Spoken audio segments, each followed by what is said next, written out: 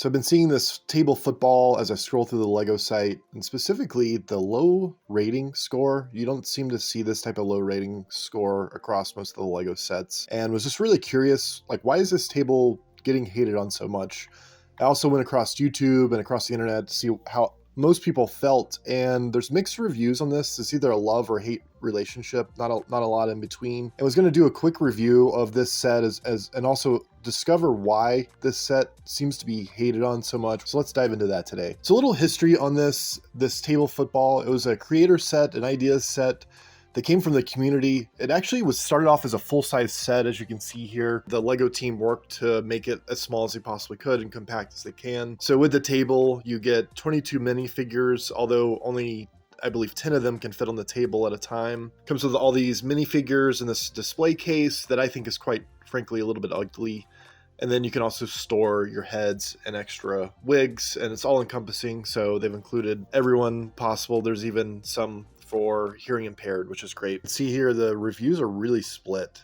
You know, there's 6 5-star, same 6 with 1 star, but only 39% would recommend this product. That's a big problem. As I mentioned, you generally just don't see this type of scoring as low as this. Here's a good example. The Christmas tree set has a 4 rating, so 1 star above, but 81% would recommend this product. Here's another example, the Holiday Main Street set, which also has 4 stars, kind of a low rating, 3.8. 72% would recommend this, but drastic difference from the 30-something% on the other set. So overall, the set looks good from the outside, so you have to ask the question, why has this set got hated on so much by half the population? And then to jump over to the Lego site, just to show you some of these bad reviews.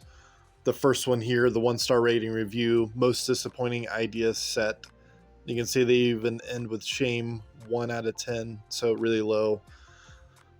And then disappointing. I initially had bought this, thought this was going to be a great set. What have Lego done? Not good. And cute, but too small and overpriced. And as you can see, Lego has responded to some of these, so not to beat them up overall, but wanted to show some of these, and then we can even jump over to some of the 2-star ratings just to show how those look.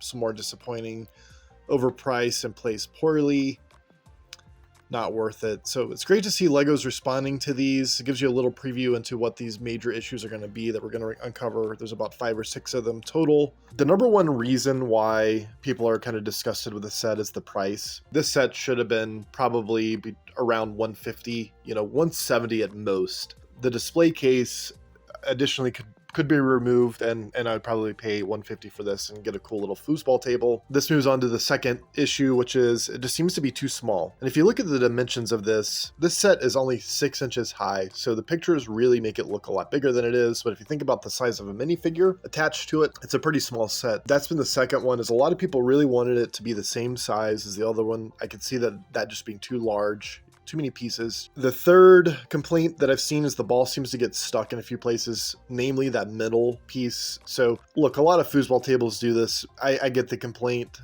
There's not a lot you could probably do about that. You just have to move the ball, but I see the complaint. The fourth big complaint that I've seen is actually a pretty valid complaint. And this complaint is the scoring notches don't seem to move really well. You can see here, it's really tough to move them from side to side. You can move them, just takes a little bit of energy.